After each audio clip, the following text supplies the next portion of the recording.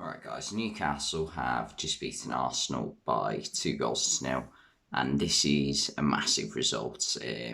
Ironically, not for Newcastle. I mean, Newcastle, it's a good result, don't get me wrong. I'm sure the fans really enjoyed the game, but ultimately, their season is, they've achieved what they needed to in terms of like comfortably staying up, which I mean, if you'd have told a Newcastle fan that in like January, they'd have been very happy with that. Um, but yeah, for Arsenal, it was a nightmare evening. They just couldn't get going at all, and it has cost it. Well, it most likely will cost them now because Tottenham have got Norwich at the weekend, and a draw is enough for Tottenham to get Champions League. I cannot see any way in which Norwich get anything, or they don't even like a draw. Norwich need to win for Arsenal to get top four, and even then, Arsenal have to beat Everton, which Everton, if they lose on Thursday, will most likely probably still need something out of the game on Sunday to be 100% sure of staying up. So yeah, I think Tottenham have got top four now. I can't see any way in which Arsenal get it, and I think with Arsenal you have to look at. I mean, obviously it's been a bad week this week, losing, but I don't think it's been horrendous. I think the worst was that 3 game run where they lost to Crystal Palace, Brighton, and Southampton, especially the Southampton one. Because don't get me wrong, Southampton are a decent side on their day, but you should be beating them.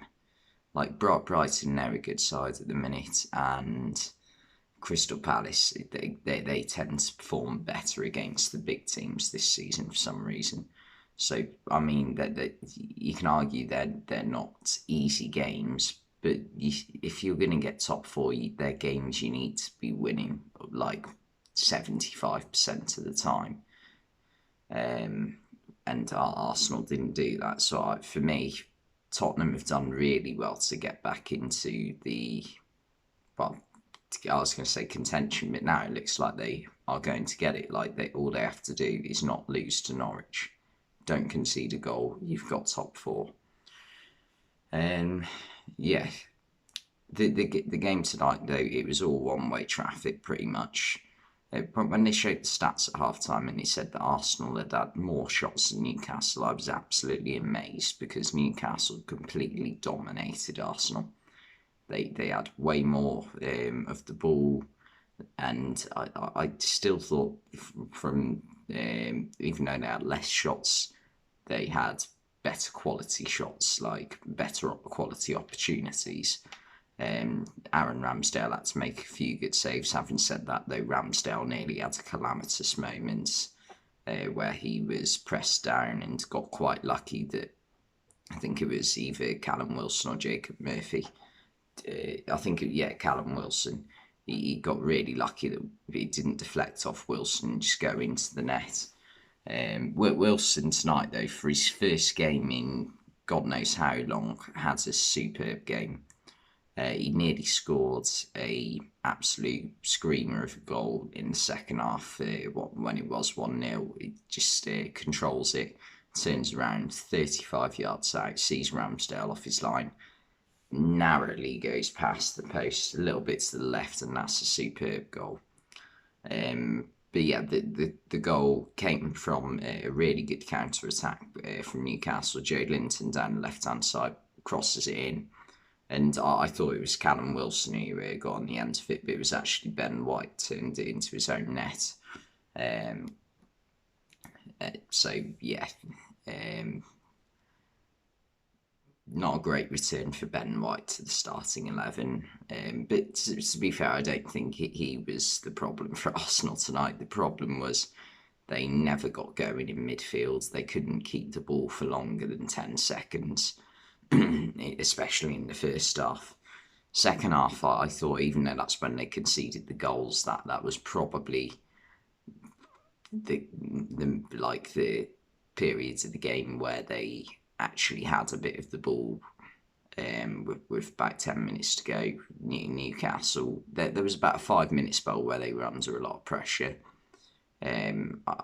Especially that moment where Odegaard had the ball laid off to him, but Newcastle did really well to block the shot. And yeah, Newcastle got the sucker punch goal right at the end when Callum Wilson was nearly played through, but Ramsdale managed to get there first, but pushed the ball out to Bruno Guimaraes, who managed to just about get enough power on it so Cedric could only deflect the ball into the roof of the net and make it 2-0 to Newcastle. And I think also tonight shows what separates the good managers from the great managers in Arteta. Arteta tonight did what I would say it was a very Ole Gunnar Solskjaer thing to do when he was at United. When things aren't going your way, you cannot just, if you are an elite manager, a Klopp, a Guardiola, an Ancelotti, Conte, Thomas Tuchel, you cannot just throw all your attacking players on the pitch at once and just hope for the best. You've got to keep some sort of strategy. And I don't think he did that. At the end of the game, he had a back three of Granit Xhaka, Cedric and Ben White. Bukayo Saka was virtually playing central midfield. It was ridiculous. Like, he had Nketiah, Lacazette up front, Martinelli and Pepe were playing as wing backs. I just really confused by it, and I think it was poor management, if we're being completely honest. But yeah, credit goes to Eddie Howe in Newcastle, though. He had them set up perfectly and they executed the game plan perfectly, and they managed to get the victory. Anyway, it was a good game to watch. Newcastle next season will be a team that is probably challenging for a European spot, especially if they can recruit some good players with the money they've obviously got to spend in the summer. And yeah, it will be interesting to see. I was going to say how much they improve, but you can't take things completely for granted. But what they can do next season anyway. But yeah, anyway, thanks for watching, and I'll see you next time.